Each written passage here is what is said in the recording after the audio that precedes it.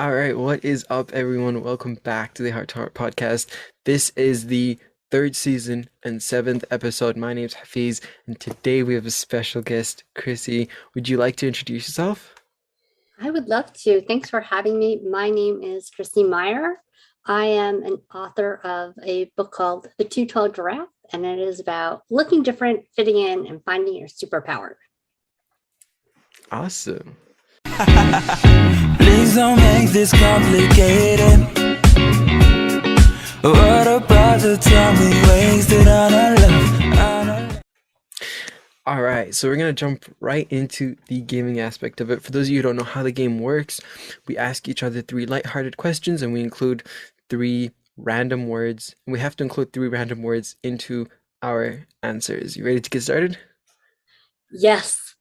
All right, let's do this. Okay, so my first question for you is, let's say we were at the beginning of when phones were getting good. So let's say at the time which the first or maybe second iPhone was released, and you had as much money as you needed to spend. Would you pick an Android phone, an iPhone, or a BlackBerry phone? And why? Your three words are ice, where, and mood. All right. So, back when iPhones were just getting good, I can remember being in a mood where I really wanted one and trying to figure out if I had that much money. And it was on an icy night, and I was wearing a uniform at work that I decided I had enough money to get the BlackBerry. Nice. So that's your preferred one? Yes, back then. Nice. And why was it your preferred one? Just out of curiosity.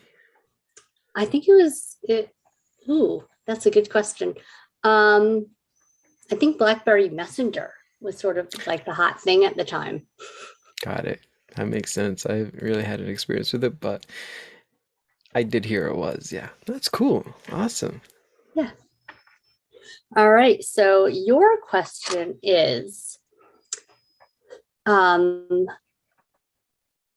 would you rather be a dog or a cat, and why? And your three words are dealer, flood, and relation. All right. I want to preface this by saying I think dogs and cats are both cool, but I am a bit more of a cat person. And in terms of what I would want to be, I think I'd prefer to be a cat person, not a cat, but hear me out, okay? Cats pretty much own the house that they don't pay for, right? Yeah, they might have a relation with the owner and whatnot, right? Good relationship, hopefully. But like they're the dealers. Let's be honest, they're the dealers. They're the ones who run things the way they want without really caring about anything else. Like if there was a flood happening, like a cat would just run up on top of the roof or something like that. But like they'd run away. It'd be cool to try and see what it feels like to live in there because I know that's not happening in this life, so I'm picking cat. Okay. Awesome. All right. So, my next question for you is which of okay. All right. Which toy was your favorite growing up and why? And your three words are studio, attic, and fitness. Okay. My favorite toy when I was growing up was a Cabbage Patch Kid, and her name was Gussie Helen. Unfortunately, now she lives in the attic. After many years of being a studio esque doll that I hugged and loved for many years and took everywhere with me, including when I went outside for fitness classes in second grade gym class, because you still had show and tell back then. But Gussie Helen was my best friend. Nice. That's really cool. That's All awesome. right.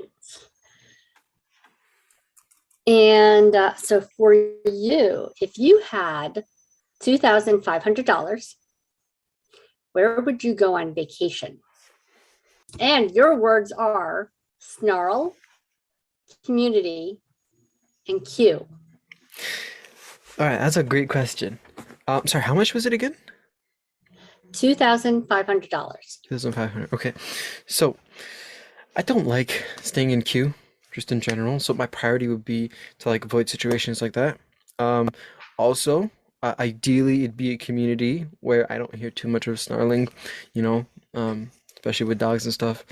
A vacation would be a quiet destination. That's how I prefer my vacation, right? Just an environment that's like, it's relaxed, it's chill, it's not too hectic and stuff.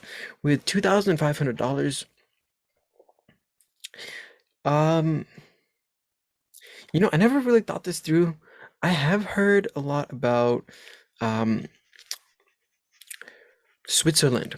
Switzerland. I've heard a lot about Switzerland. I don't know how much a plane ticket costs right now, especially now. But that is definitely somewhere where at some point in time I do want to be. Um, I'm assuming it fits the bill. If it doesn't, then no. But like assuming it does, I do want to try. I do want to see what Switzerland's like. I heard a lot of good things about it, but hey, we'll see maybe one day, right? Yes, and maybe a quick weekend. Yes, exactly. That, hey, anything works as long as it's very relaxing. That's the most important part to me. I've been there. It's beautiful. I think you can There relax you there. go. Okay, there you go. That's it. Okay, that's it. It's on my list then. Perfect. All right, awesome. All right, my last question for you is let's assume there was a traffic regardless of the method of transportation that I'm about to list, okay? Which method of transportation would you prefer? Biking, um, car, or airplane? And let's assume there's traffic in all of these. Which one would you prefer? And your words are deadly, crowd, and cancel. Okay, so it was, what were my three modes of transit? Bicycle, car, and Bicycle? plane. Yes. All right. Well, I'm a little concerned about there being traffic in the crowded skies, so I don't know if I would take a plane. Um, and I feel like bicycles, when they get hit in a traffic, in the traffic, could potentially be quite deadly. So I'm going to cancel the bike and I'm going to stick with taking the car. Nice, nice. To be honest, I would prefer a skateboard, but good answer, good answer. I mean, it's much safer in a car than a plane, and it's way less annoying in a car than a bike. Because Yeah, I can listen to my own music. exactly, exactly, exactly. Yeah. And there's a lot more too. It's like you're a lot less personal with others, so there is less of a chance of running into someone else. There's a lot of other things too. But yeah, awesome. All right. And for your question, what is the last dessert that you had? And your three words are mixture, family, and occupation. All right, great question. Regardless of my occupation, regardless of what my family thinks about this, brownies are the best dessert ever. It's a mixture of goodness and a bit unhealthiness, but real good. It's like so, so good. And I had that yesterday and it tasted so, so good. So, brownie was the last dessert I had, and I'm gonna continually have brownie for a very long time. So, it's also my favorite. So, yeah. And did you know today's National Brownie Day? No way! Yes. I should have had it today then. I, d- I did not know that was a thing. Do we get discounts if we go to a store and buy brownies I today? haven't seen any, but I told my nephew, and he said the same thing. That's a thing. Yeah, okay. We celebrating the best dessert ever. Dessert. I was gonna say snack, but it's more than a snack. We're celebrating the best dessert ever. I like that. That's awesome. Okay. Thank you for playing this game. It was fun. Would you like to dive a bit deeper into yourself? What would you like to share with the world today? Um, well, I think I didn't add this to my bio. I wanted to keep it really kind of short and concise. But I'm a retired NYPD sergeant and who's turned into an author. So it's been quite a career change and been really interesting to learn something totally different and give back to people in a completely different way than I was able to before. And one of the ways I'm doing that now is my book called The Too Tall Giraffe, which interestingly I first wrote in high school and I left it at high school and always wished I'd taken it and had it. And so I eventually said, well, why don't I just rewrite it and publish it? And that's how the $2 giraffe came about. That's awesome. What is the book about? Let's say if you were to summarize it, if you were to summarize it, what is the Okay. book about? Yeah. It is about a giraffe named Savannah who she and her family moved to Kenya and she goes to giraffe school as giraffes apparently do. And she finds out she's the tallest giraffe in class, and the other kids or giraffes tease her for it. And so she feels a little left out, and just shy and just that whole feeling that you get when you're being bullied. But one day there's a pride of lions in the area, and she also finds out that she has a superpower that might help with these lions, and she has to choose if she's going to use her superpower and help the other giraffes. And people will have to read to find out what happens. I like that. I like that. I was gonna say, I was literally gonna be like, yeah, don't tell me. I actually want to read this. That sounds very interesting. Okay. Um, what's the meaning behind that? What is it that you want the world to get from it? And if it spoils it, then like I'll move on to another question. But if there's a way of like getting the meaning out without fully spoiling it, then I'd love to hear it. Yeah, it's the book is really about we all have something unique about us. In Savannah's case, it was that she was tall.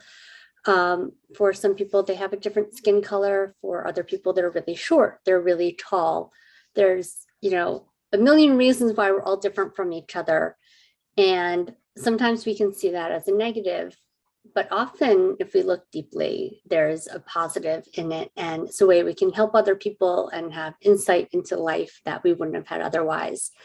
And by finding those differences, by finding the positives in them, we can impact other people. And that's at the heart of it, what the book is about. Yeah, I really like that because that's the one thing I've actually learned recently. Obviously everyone has things that they don't like that they're insecure about or they're just not too fond of themselves about, but everything has a positive and a negative, right? What was something about you personally where initially you saw it as a negative and then a light bulb moment came and you were like, why am I seeing this in this way? It's really it's really a plus. What was that moment? Yeah. When I was in third grade, we were playing kickball, as you do. And, typical, schoolyard pick where, the biggest and best players are picking their team. And I was this scrawny little non-athletic kid who was usually one of the last kids picked. And my turn at bat comes and I kick the ball and, it's usually not really a great moment for me. And this started out as not a great moment because it kind of went straight to the pitcher who scoops it up and as I'm running to first base, throws it, but it went flying over my head. And so I just kept running and I got to first base. And in that moment, I realized that being small was not the disadvantage, that it actually made me harder to hit. It made me more, maybe not nimble as we normally think of it, but it gave me an advantage in that case. And that's how I got to first base. And so from then on, I always saw it as being, as, I could always find a positive in it, except in the grocery store when they put things on a really high shelf. Then it's just really annoying. But the rest of the time, I can usually find a positive about it. Yeah, no, that's a really good point. And I think I realized that a bit later down the line, like in my personal life, um, one of the things okay, so I'm not really the tallest out here, right? And a lot that happens, especially in your like late high school years, early university years, is just comparison. You look at other people and you're like, I wish I was like that, right? And I had that mentality throughout the entire high school and the beginning of university. And then I thought about it and I was like, if I had that, I might not have felt like I would need to improve other aspects of my life because I look at some other people who are really tall and whatnot, and they kind of get a lot of what they want from like their appearance and their build and whatnot. And I look at them like, good for you, but like also there's a lot of things that would be really cool if you worked on, after I worked on myself, that is, right? And only after that did I realize that was a blessing. Like not being tall was a blessing because it allowed me to grow in different ways, right? Things that I otherwise wouldn't be able to achieve. And so, like I think that for me personally, that was the moment where I was like, I could find a good in literally everything in life. Like literally everything could be turned into a positive. So, yeah, that was a really really cool part of it. What is an advice you would have for someone who's struggling with their self-image, let's say? Yeah. So, look, we all have trouble with self image. We all have things that we want to improve. We all have areas we do need to improve. And, but it's really easy to focus on the negative things. It's really easy to find them, find somebody to criticize something. It doesn't even have to be about us. It can be about somebody else. And you just take that, comment and apply it to yourself on your own. We all do that. That's like the easiest thing to do. The harder thing to do, but the most important thing is find those little gems of positive moments. Find those kickball moments, find those other people who have their flaws. And especially in a world where, like, people only post their best moments on Facebook and Instagram and all this social media, but know that they all have their own problems. And and focus on just those little positive moments that come along. And I think that's one thing. And it sounds really simple, and it's not. Otherwise, we'd all be doing it. But I think also when we look at these moments that are like tougher, just remind yourself that there's a lesson there. And sometimes you don't always know what that lesson is in the moment, but remind yourself that you're going to learn something from this kind of this moment that you're having, and it sort of it takes you out of that negative mind frame. Yeah, and speaking of learning, you said you were a sergeant, right? Yeah. What was one of the more important things that you learned as a sergeant?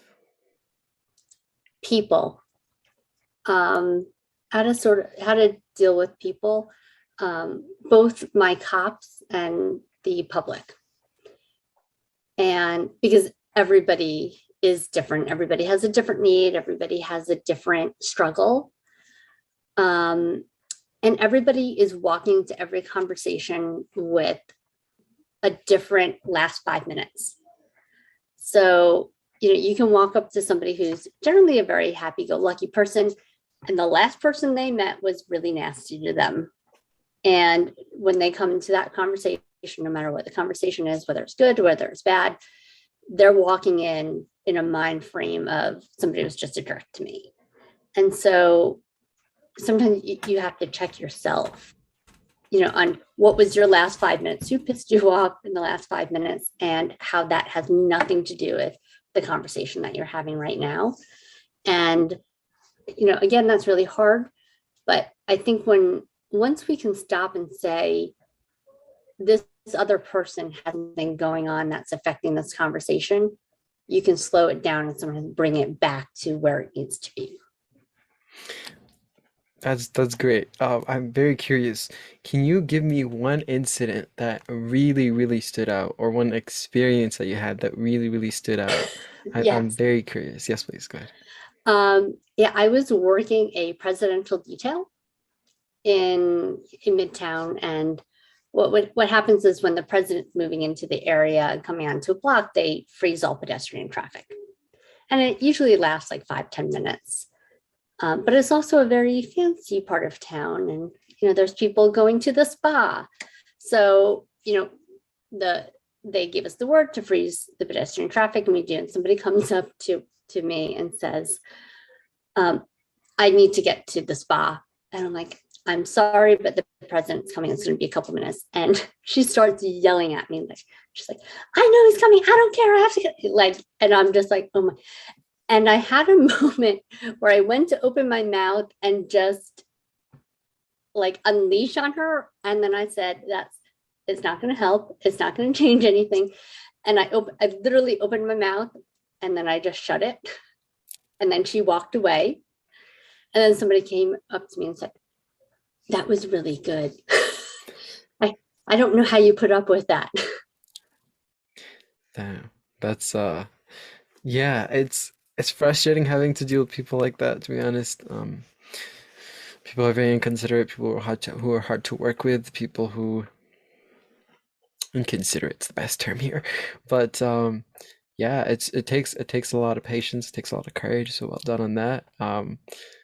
What's a scenario? I'm like very curious about this, okay, because I haven't really spoken to many people in that position.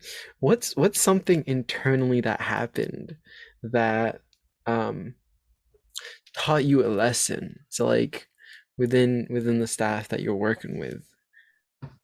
Hmm. Can you give me more of what you're looking for? Yeah, so like let's say there was a call that happened, and then um, a member did something that wasn't supposed to happen, and then that ended up in a result that wasn't supposed to be how it goes. Or um, there was someone who decided to just go their own way instead of following a set of protocols, and then again, that had a ripple effect, and then that negatively went into its own direction. I don't know if that cleared it up, but like, It does. I mean, I didn't really have any, most of my cops were really good. I mean, I worked in a fairly nice area of the city. My cops were pretty above board. We didn't have any like real issues like that. But once, I mean, we did have something one night where one of the cops maced a bunch of people, and sort of the rule was if you maced somebody, they were your problem. And then he's just sort of, he maced him and then he like went off on like the other side, and I'm like, and I ended up getting slightly maced myself. So I wasn't probably the happiest boss at the moment. But I went up to him like, "This is your problem." I'm like, "You go back over there and you deal with this." but what does Um, maced mean? what? What does maced mean? Like pepper spray. Oh, okay, okay, okay.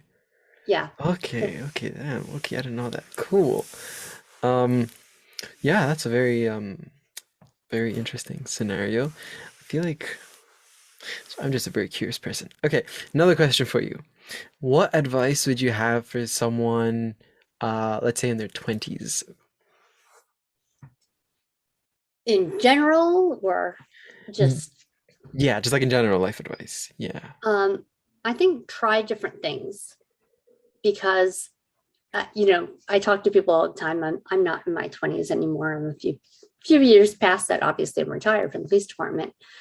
Um, but there's a lot out there, and people ask me, "What am I doing now that I'm retired?" And I'm writing books, and I work for a publisher, and I'm still figuring it out. I feel like what I'm going to be doing in 5 years may have nothing to do with what I'm doing right now.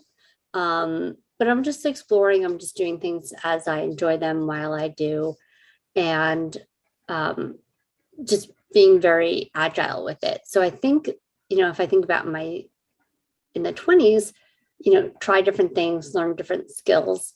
And as you get older, you're going to refine that and never let yourself get sort of stuck into one thing where, you end up trapped in a bad environment, whether it's, your cost of living is so high that you can't leave a bad job, or um, you're in a bad job and you can't leave because you can't find something else or you don't have another skill set. So um, just try to have a lot of, learn different things and be nimble with what you do.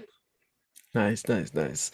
What? Okay, so I know you did touch up on this a little bit, but what exactly was it that made you be like, yes, I want to write this book? Like, I know you said you wrote it in high school and then you came back to it after, but what was the moment that made you be like, no, I have to do this now. I have to. Um, Good question. I feel like it's a journey I started writing like 5 or 6 years ago. And I think one thing is I was born with a cleft lip and palate, and I wanted something that sort of told a little bit more of that story than some of my other writing had done. And while the Too Tall Giraffe isn't about a cleft lip and palate specifically, it is about that idea of looking different and having a different experience from other people, and still finding your superpower, no matter how different you are or how different your story is from somebody else. Yeah, okay, fair enough. That's a good point. I'm actually excited to read that, to be honest. Um, but yeah, probably my last question. We'll see if another one comes up. But as of now, um, teach me something in life that I do not know. Teach you something in life that you don't know. Um, ooh, oh gosh.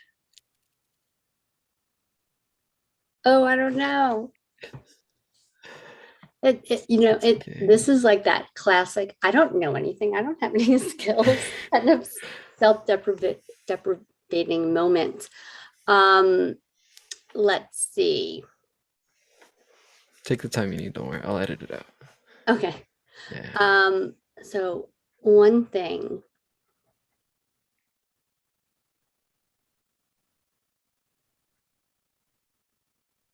Hmm. Let me reword this for you, okay? Okay. What is something that you learned that really impacted you at its core? So something that you learned and you're like, wow, this really, really changed how I thought about something. Okay. All right. So something that you don't know. I just went to Kenya with Smile Train, and just not just for you, but for your audience. If people don't know, Smile Train does cleft lip and palate repair in developing nations where they don't necessarily have the medical care that we do here. And I think what I found most interesting about this experience was, even though I grew up with a cleft lip and palate in a developed country with, arguably some of the best medical care in the country, how similar the journey is for somebody in Kenya, where they have all of the same issues that I have. They just have more, they just have harder time finding solutions to it. Um, and just, it really made the world and our problems all seem much more similar. Our journey all just more universal. And so I think we can all connect on a much more basic level than I think we can. It's a solid point. Yeah, it is one of those things that we feel like we're more different, but that's because we haven't really stepped foot into what they're going through. And this applies to every aspect of life, really. And it's like whether it be school related, right? Growing up in like high school, you experience very similar things that you do in university.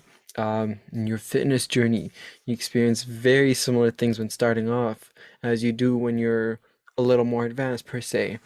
And I think we tend to underestimate that just a little bit too much. And that's a really, really good point there, that you make. Yeah, it's the journey, no matter what it is much more universal than we think it is, especially in the moment you feel like like like your like your life is in crisis, and it'll never get back together and stuff.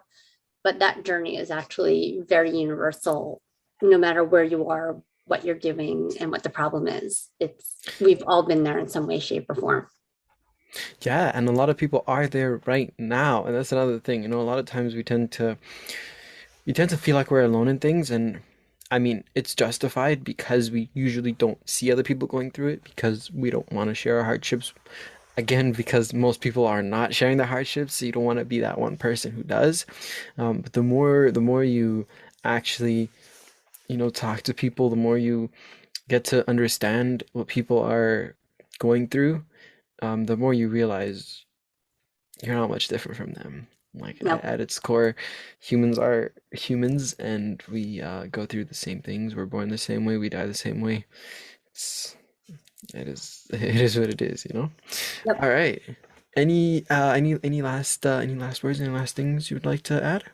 Yeah, I just want to thank you for having me. It's been really a fun chat, and it's been great getting to know you because um, our our stories are not as different as we might have thought before we got on this call today. Definitely, definitely. And I learned that today too. So thank you for that. Thank you for hopping on. This was really fun. And yeah, I'm gonna put up the link to the book in the description, so y'all make sure to go check it out. I'm gonna read it myself too because I'm very, very intrigued. And yeah, thank you so much for hopping on, and I will see you all later. Take Yeah. care.